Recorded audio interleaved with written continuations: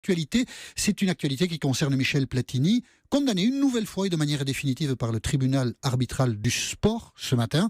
4 ans de suspension de toute fonction dans le monde du football. Et juste après, Michel Platini a dit je démissionne de la présidence de l'UEFA. C'est donc la fin d'une carrière exceptionnelle, celle d'un grand joueur, d'un grand dirigeant aussi du football français qui trouvait un terme ce matin. Et pour en parler, nous avons invité Noël Le Graët, président de la Fédération française de football. Bonjour Noël Le Graët.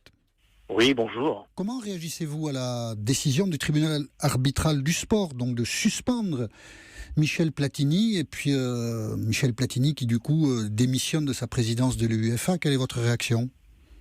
C'est de la tristesse parce que moi je le connais bien. J'ai toujours pensé qu'il sortirait blanchi de cette affaire. Je regrette qu'il ne soit pas là pour l'Euro, parce que si l'Euro est en France, je le dis un petit peu à tout le monde, on lui doit beaucoup. J'imaginais qu'il aurait une sanction amoindrie, largement amoindrie. Donc là, 4 ans, c'est lourd, donc je suis très triste pour lui.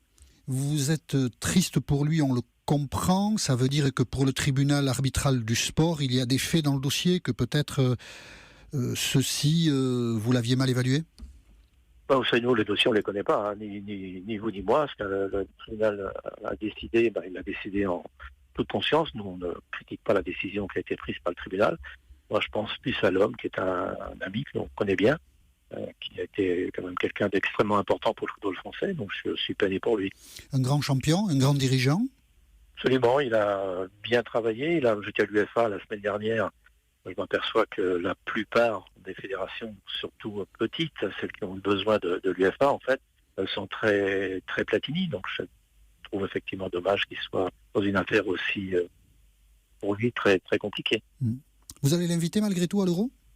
Oui, écoutez, on va regarder. Je pense qu'humainement, il va prendre un peu de temps, mais je l'ai régulièrement au téléphone. On va regarder s'il a d'abord envie de venir et comment on peut l'accueillir. Vous l'avez eu ce matin au téléphone après sa décision? Je l'ai pas eu ce matin. Non, pas eu ce matin. Mais vous n'excluez pas Noël Le Graët, en tant que président de la Fédération française de football, de vous asseoir à côté de lui, par exemple, à une tribune d'un match de l'équipe de France?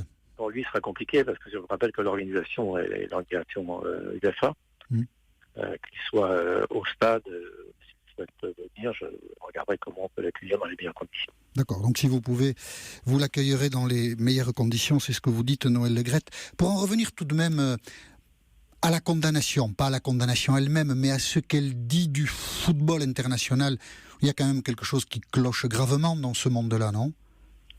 Trop d'argent. J'imagine, parce qu'il y a beaucoup d'argent, oui, que ce soit la FIFA ou l'UEFA, surtout la FIFA, on a l'impression que les contrats ne sont pas menés comme nous les menons en Europe de l'Ouest, en fait.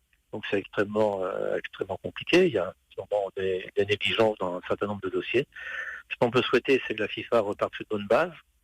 Je le souhaite vivement. Il y a un congrès à Mexico au cours de cette semaine, donc je vais y aller comme tous les présidents des fédérations. Auquel vous participerez Oui, on a tous, bien sûr, oui. Dans la fédération, on a tous intérêt à ce que la FIFA et puis l'UEFA retrouvent les bonnes couleurs. Mais on a l'impression, alors peut-être une impression fausse, mais que le ménage n'est pas fait, que tout ça reste assez superficiel, que le monde du foot lui-même laisse faire à la justice, mais ne regarde pas lui-même les problèmes auxquels il est confronté. On se trompe, Noël Le Graët?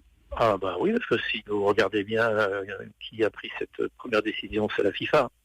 Ensuite, les appels FIFA ont été sévères. Donc la FIFA est quand même bien reprise en main pour une régulation plus appropriée, sûrement d'un certain nombre de dossiers.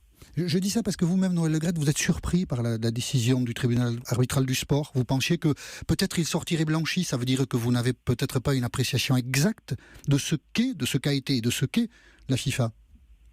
C'est la FIFA, je connais quand même relativement bien. J'ai du mal à imaginer que Michel Platini ne soit pas quelqu'un de très honnête. Voilà. Quand c'est ses proches, on est toujours un peu plus sûrement optimiste dans l'analyse. Je n'ai pas l'intention, celui de dire ce matin, je n'aime pas cet homme parce qu'il est en difficulté. Je trouve qu'il est tellement fait pour le foot. Après, les affaires des tribunaux concernent les juges et je ne critique absolument pas la décision du TAS.